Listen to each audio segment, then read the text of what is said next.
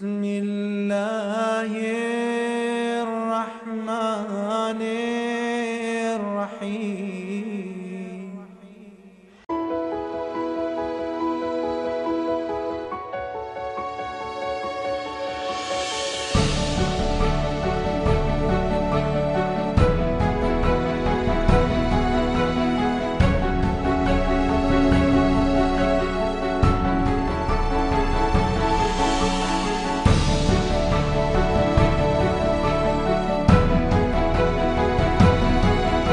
السلام عليكم ورحمة الله وبركاته.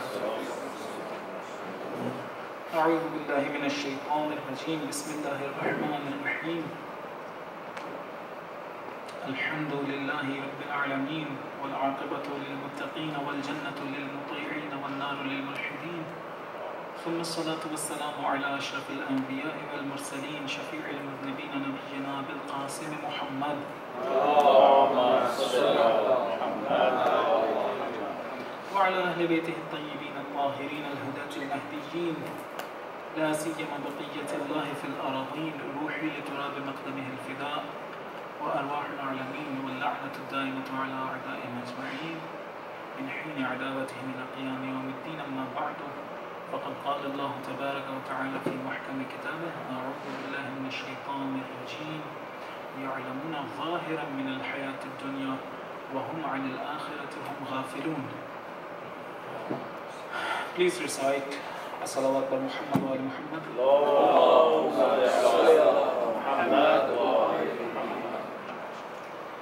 Please recite as-Surah al-Fatiha for all the mu'mineens, all the shuhadas, scholars, and the loved ones passed away among your family members, and especially for Nasima Khatoon bint Sayyid Zaki Hassan Kazmi.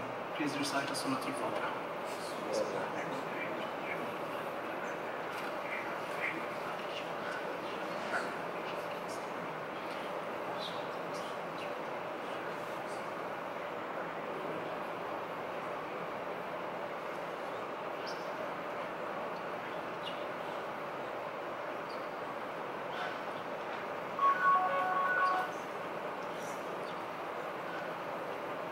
Please recite as-salawat by Muhammad wa ali Muhammad. I thank Allah subhanahu wa ta'ala for His blessing upon all of us, for the time that He has allowed us to come here and do His zikr. Alhamdulillah. As you know, yesterday we have talked a little bit about the hidden world, hidden reality, the world of batin, and the system that is running behind the curtains that we are not able to see by those eyes. And that system is known and learned by A'imma alayhimus salam and Anbiya alayhimus salam. Allah Himself has taught them that system and those laws so that they can teach us how to lead our lives. Obviously, He has created us with a goal, and He has told us the right path to achieve that goal. So, yesterday we have talked about this topic a little bit. I have told you that this ayat says, this verse says that most of the common people, they are not aware, and in fact they don't know the batin. Only thing they know is a very small amount from the visible world, from the surface of this world. They don't know the hidden reality, and even with our intellects and with our wisdom, we are not able to learn that reality and the hidden reality. That's why A'imma alayhimus salam were there, Anbiya alayhimus salam were there, the holy books were there, so that they can teach us what we cannot achieve with our own intellects. So this was the topic, and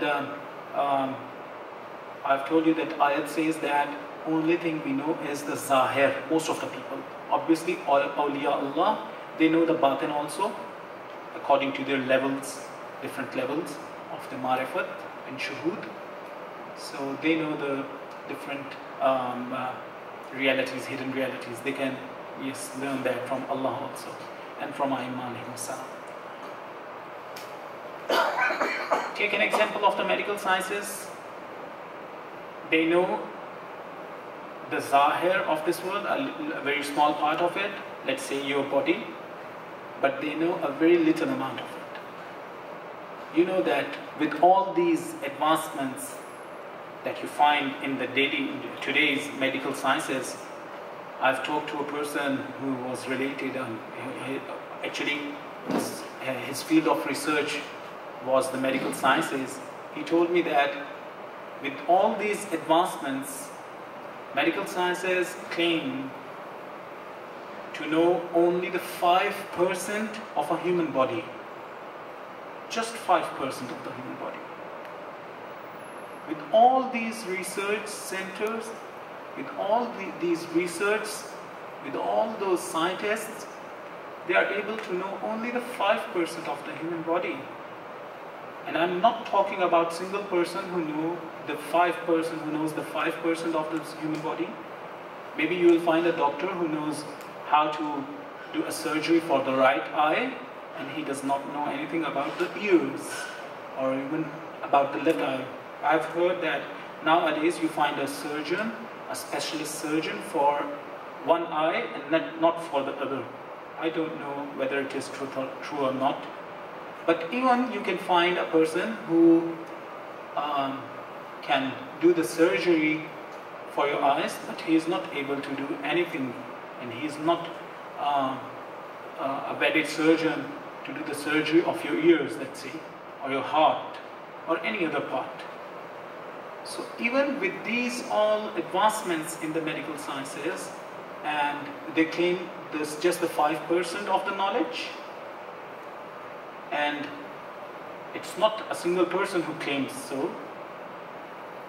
All the researchers, when they join together, they claim that they know the 5% of the human body.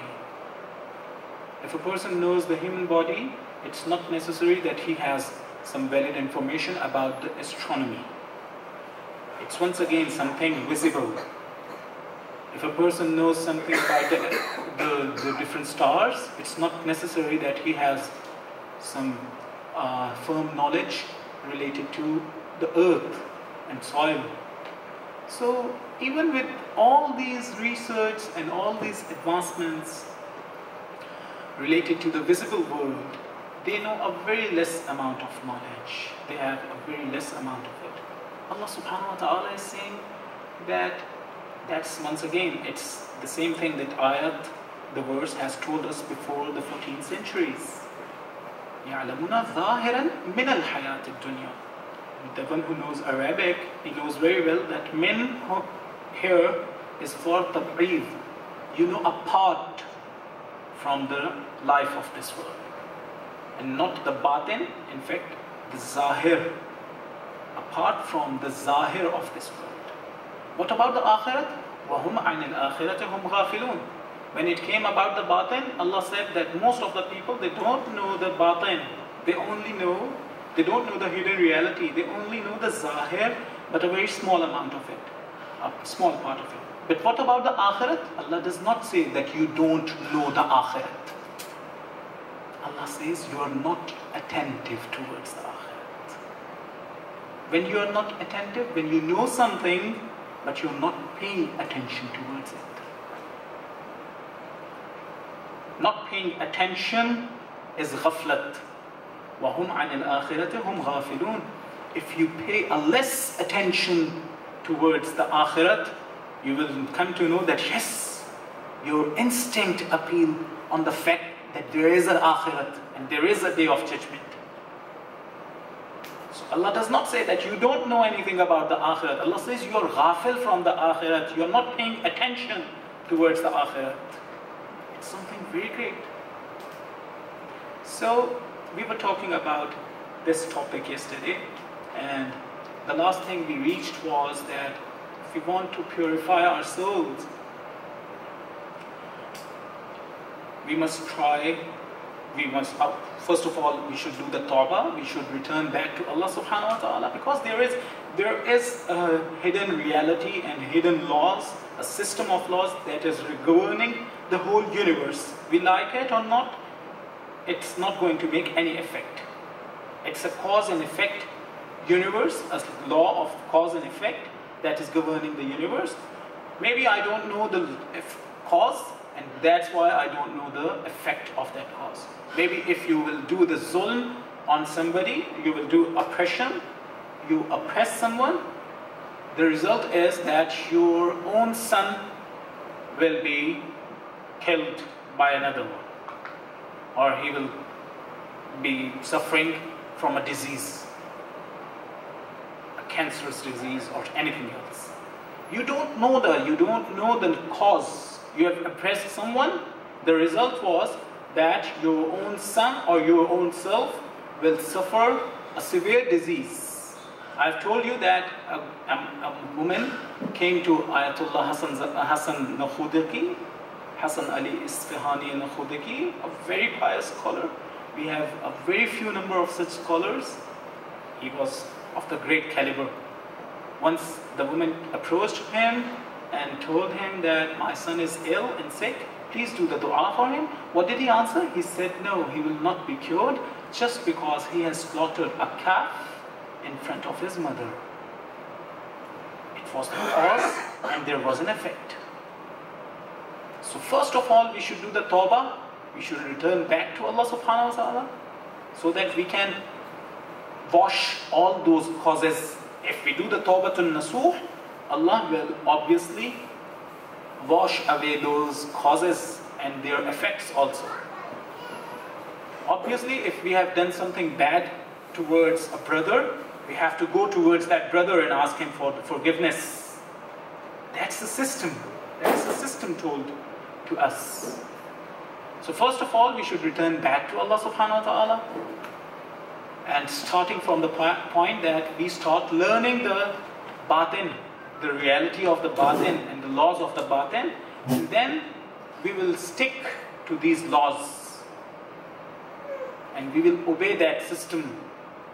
And after that, there will be some results.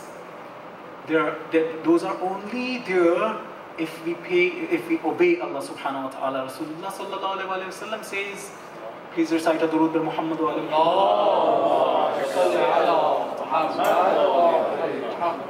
He says, the subject of the narration is, إِنَّهُ لَا يُعْرَفُ مَا عِنْدَ اللَّهِ إِلَّا بِطَاعَتِهِ. You can never know what Allah wants to give you except if you obey Him. إِنَّهُ لَا يُعْرَفُ. You can never know anything. Allah is giving us so much things, so many blessings that are not seen by these eyes. Some of them are seen by these eyes. Please recite Ad-Durud Muhammad wa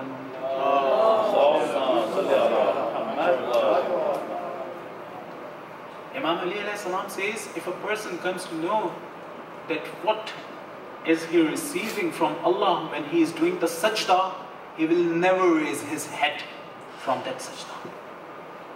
I'm not able to see that. I'm not able to see that. Imam Ali alayhi salam is telling us the reality.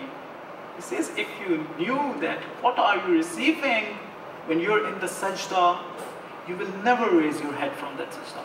This is why we see Aimma alayhi salam and awliya doing the sajda, tulani ones, the long ones. They have found that reality. We didn't. That's why we don't pay much attention to that. It's there, it's described there in the books, but we don't have the habit to read the books.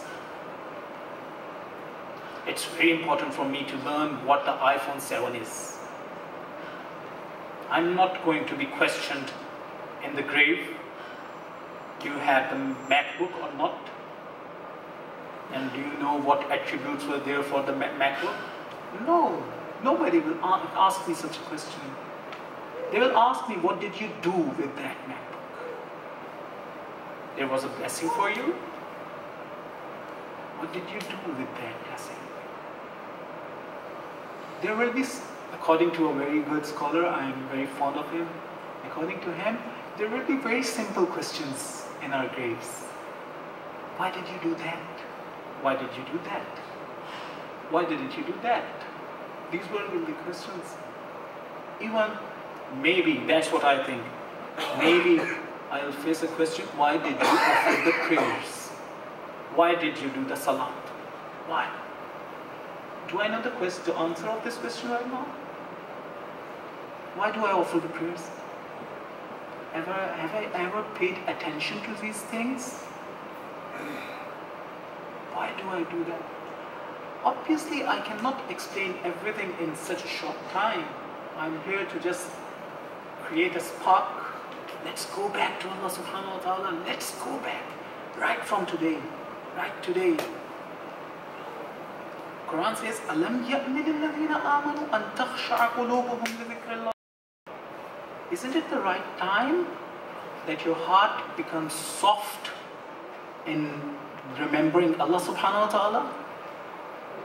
Isn't the right time? I've spent maybe 50, 60, 70 years in my own deals, in my own deeds, actions that had no relation with Allah subhanahu wa ta'ala.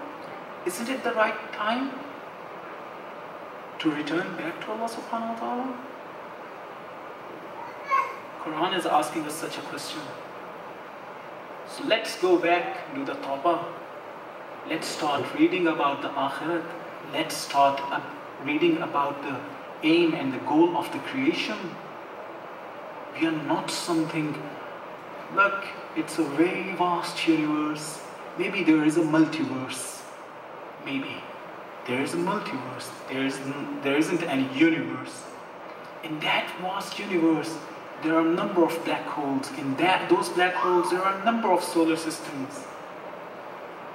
In those solar systems, there are a number of planets. In those planets, there are a number of inhabitants. Population is something, a large population is there on earth. Among those, I am a person. Allah has brought me to life. I'm not something very simple. Imam Ali alayhi salam says, أَتَزْعَمُ أَنَّكَ جَرْمٌ صَغِيرٌ وَفِيكَ انْطَوَى الْعَالَمُ الْأَكْبَرُ. Do you think that you are a small germ with the fact that there is a vast universe within you? Have I paid the attention to these words? Imam says, I feel very strange when I see a person who has lost something, who has misplaced something among his belongings, and he is right now finding these things. Let's say the key of your car. If you have lost it somewhere, misplaced it, you will ask your son, you will ask your daughter, you will ask your wife, you will ask anybody you find, you will ask your friends, oh please look for that key for me. Let's say the mobile, the most important thing, so-called most important thing these days. Even most important than our family members. It's something very bad. Let's say if someone has lost his mobile, now he's finding that thing. He will never come to calm, he will never find the peace until he finds that thing. Isn't it so? Imam says, I feel very strange to see that person who misplaced anything and starts finding it. He has not started finding his own self up till now. Did I find myself? Have I ever tried to find myself? Who am I? Imam says, "An-nasu niyamun idha matu intabahu." Everyone is sleeping. People are sleeping actually. Am I not asleep when I go to work? I'm not paying attention towards Allah. I'm not paying attention towards the akhirat. I'm not paying attention towards the day of judgment. I'm sitting behind the computer, the laptop, on the mobile. I'm not paying attention towards his greatness? Imam says, An-nasu niyaman. Most of the people, they are sleeping. إِذَا مَاتُوا إِنْتَبَهُوا. When they will die, they will get up. Oh, this was the reality. This was the reality. But all in vain at that time. Please recite Durud by Muhammad.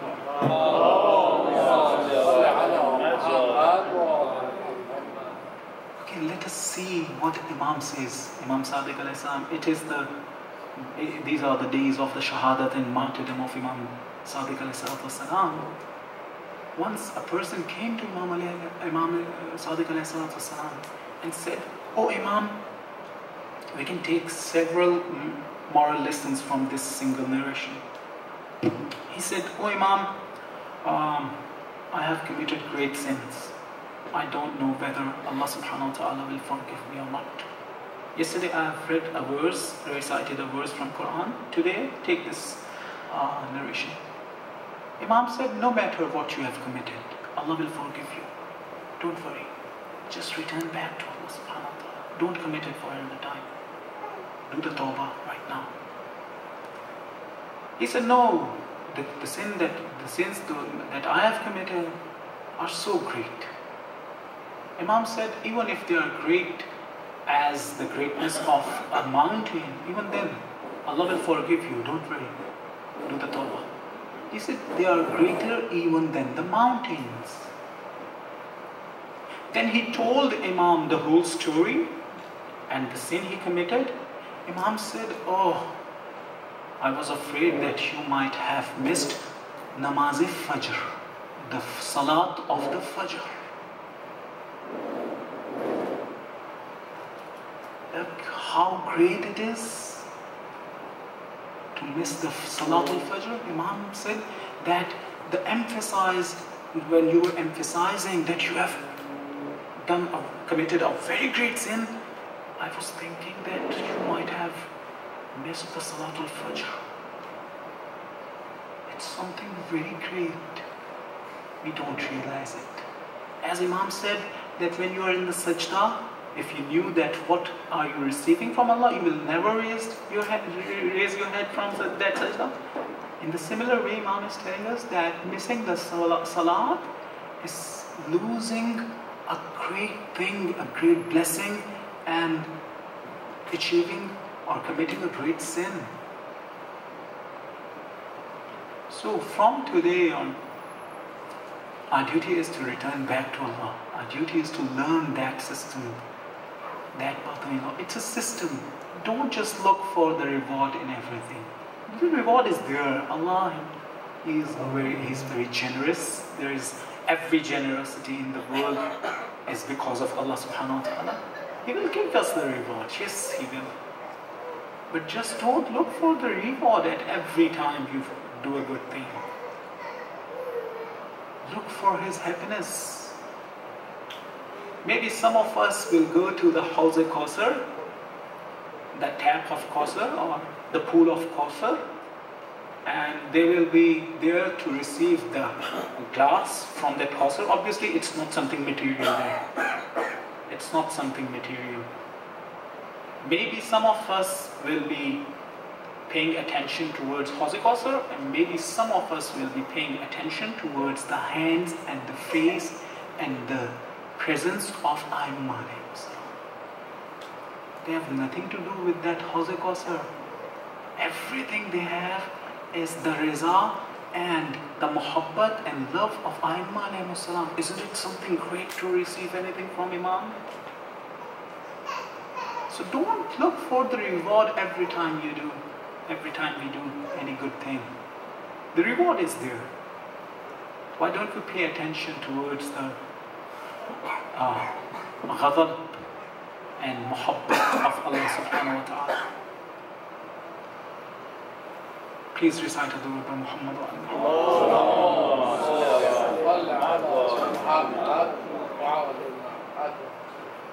I've told you that yesterday we came to this point that most of the societies in this world, they will take you to the idea of giving comfort to your body. Islam will ask you to give comfort to your soul rather to give comfort to your body. Islam asks you to bear the difficulties and hardships in this life. لَقَدْ خَلَقْنَا الْإِنسَانَ فِي كَبَدٍ. Quran says, we have created you in range. If you want to achieve a high status in the community, in the society, will you get that easily? No. It's a materialistic thing. Even then, you cannot get that easily. You have to work hard for it. Similarly, we have to work hard if we want to do the purification for our souls. And we have to do that thing on daily basis, every single moment. There is a large difference between these two thoughts. Why do you buy a good car, a very comfortable car? Just to give yourself the comfort. Actually, you are not trying to get the comfort for your soul. Actually, you are trying to get the comfort for your body at that time. Islam does not ask you to pay that much attention towards your body. Once Ayatollah Kazim Siddiqui, he says that Ayatollah Bahjat, who was the teacher of Ayatollah Kazim Siddiqui, he told Ayatollah Kazim Siddiqui that whenever you return back from some work late at night, don't sleep on the bed. Sleep on the chair, sitting on the chair. Because if you will give comfort to your body at that time, you will certainly not wake up for Salatul Layl. It's something very simple. If I'm eating too much, maybe I'm giving so much comfort to my body. Even that is something we can talk about. But we are certainly not giving comfort to our soul, because the narration says, whosoever offers the salat with a full stomach, when you have eaten so much, it is as if you are drunk and offering the salat. It's a system, it's a reality. So maybe many societies in this world will call you towards the materialistic approach, in which you will begin to think materialistically. You will think as the positivists do. Anything you don't experience, it's not a reality. Anything you experience is the reality. That's why they deny Allah subhanahu wa ta'ala, because they cannot experience that. That's why they deny the soul, the existence of the soul also, because they cannot experience that. But it's something very simple. How can you deny many things within your term? They call it mujarrad. You cannot see that. You can sense that thing. You can feel that thing. Can you see, or can you sense with these five senses? Can you sense your existence? Wujud. Alright. Can you sense the wujud? Okay, let's talk in another. Please recite the Durud Muhammad.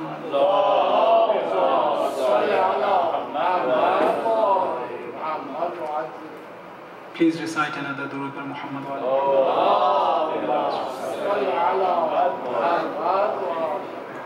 Okay, soul is something non-material. It's not a material thing. That's why you cannot see that with your eyes. Soul is neither feminine nor masculine. It has no gender. It never gets old. It's never a child. Yes, it becomes stronger and it becomes weaker. Maybe it is stronger, and maybe you will find a soul that is weaker. You don't find colors in the soul, you don't find the gender in the soul. Have you seen some of them that they start comparing and make a comparison among the women and the men? It's something not right in my views. Because these attributes, being a man or a woman, are not the attributes of my soul. These are the attributes of my body. My soul is not the soul of a man, it's a soul. My soul is not a younger soul or an old soul, no. Either it is a strong soul or it is a weak soul. And strength and the weakness of the soul is not because of the soul itself, but because of the chains I have chained that soul with, or because of those curtains that I have provided, these curtains, and I have covered my soul with these curtains. Everybody's soul is very powerful. If you just take off these curtains and unchain that soul, I'm attached to my car, I'm attached to my house, I'm attached to a number of things in this world. These are chains actually. I have to look towards this world. Please recite Adul Muhammad.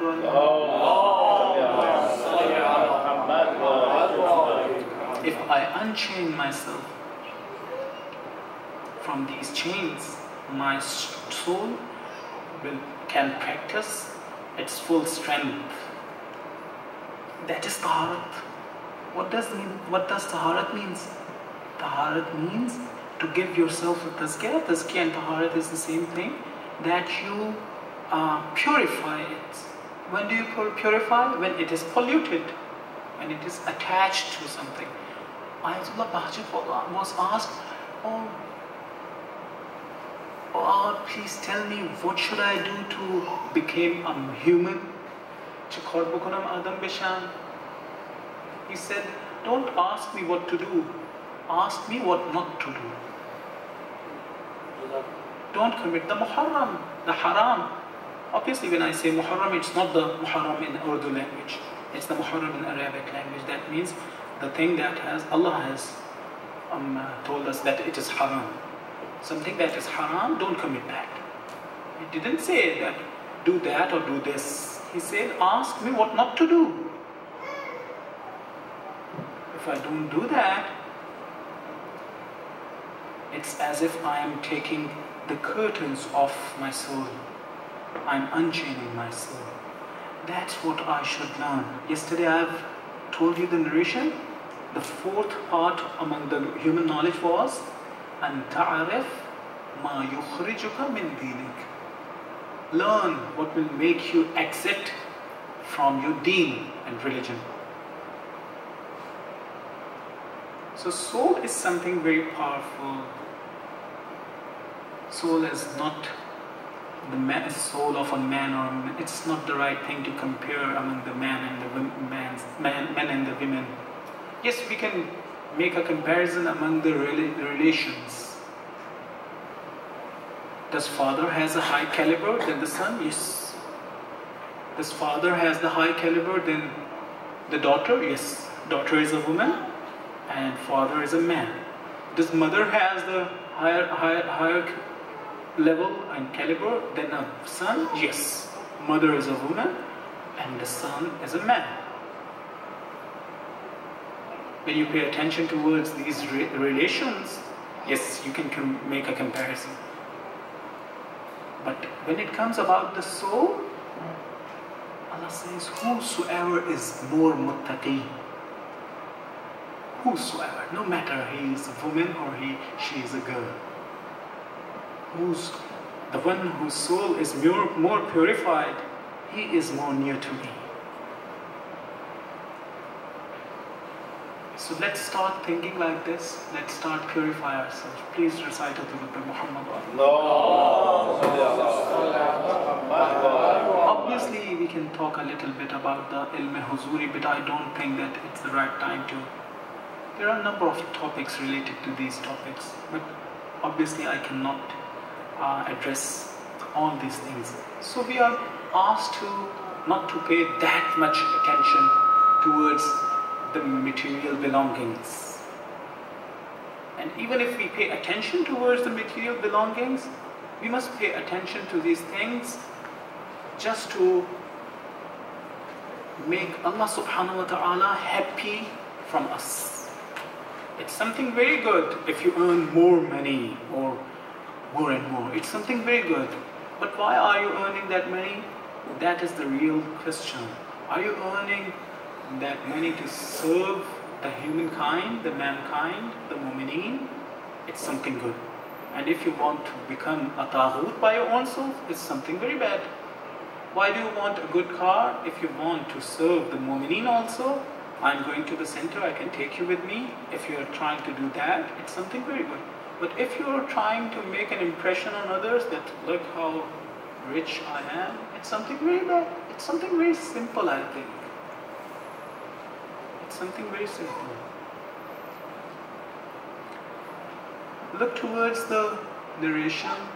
The subject of the narration is Mazmoon Riwayat, is that Rasulullah sallallahu alaihi wasallam says, "Ghuddu." Please recite Durood bar Muhammad wa Muhammad. He says that.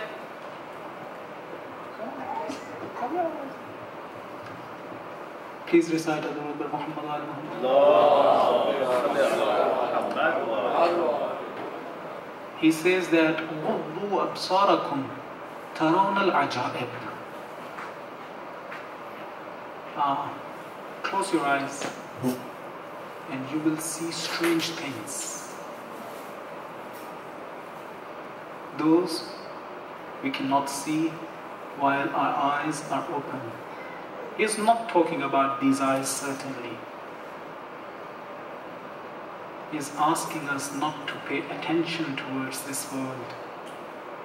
And if we do so, and if we unchain our souls, we will see the ajaib, strange things and realities of this universe.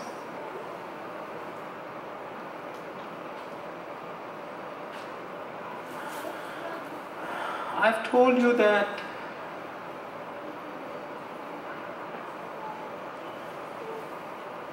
when we want to stays away from the maharim, is the greatest abd, is the greatest worshipper.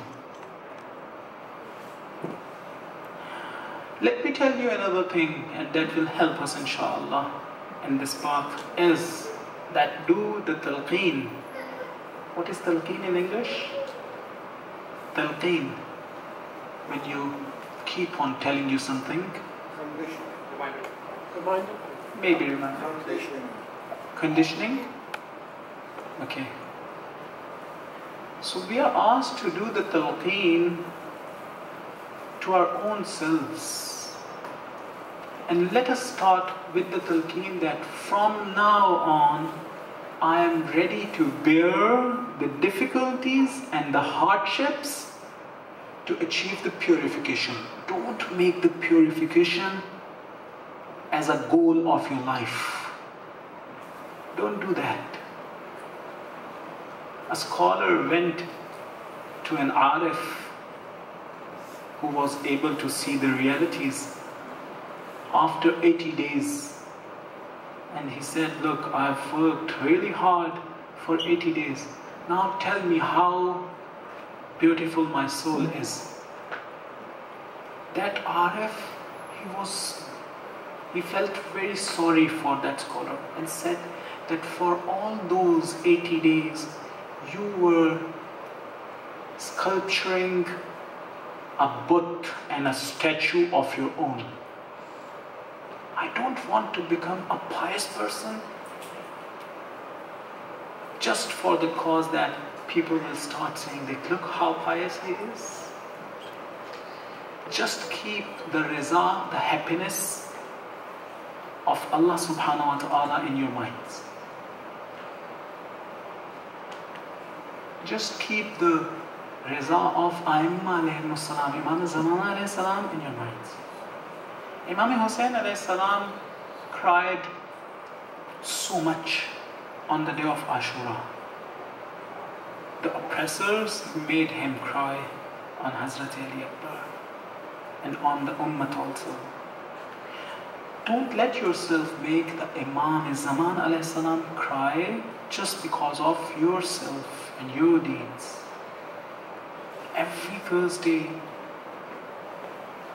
even every moment when we commit a sin, he is aware of it.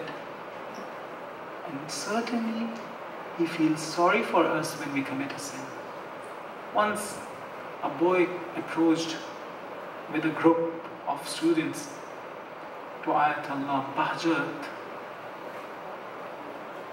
Ayatollah Bahjat met everybody except that boy.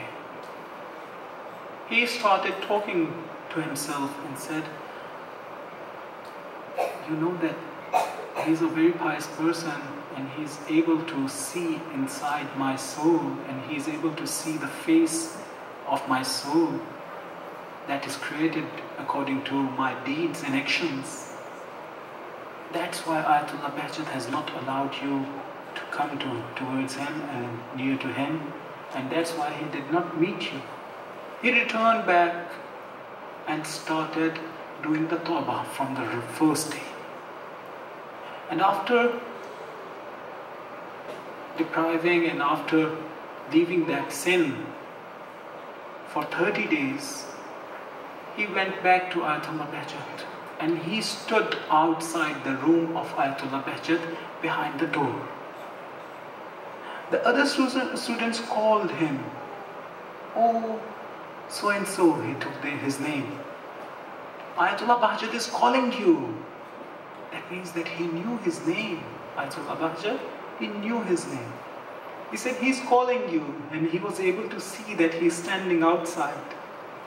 When he came near to Ayatollah Bahjat, he said that it's about a month that your Imam is very much happy from you. He's not crying because of you anymore. Why don't we think like this?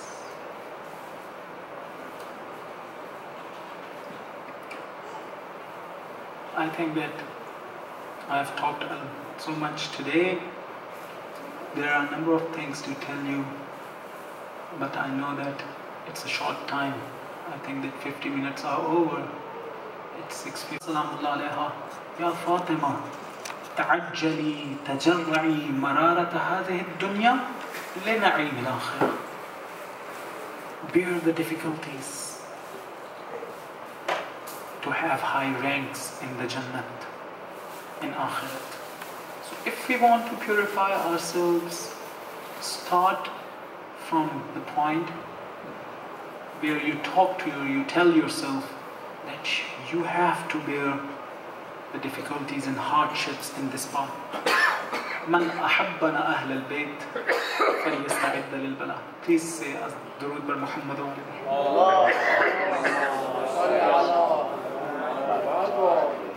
والسلام عليكم ورحمة الله وبركاته.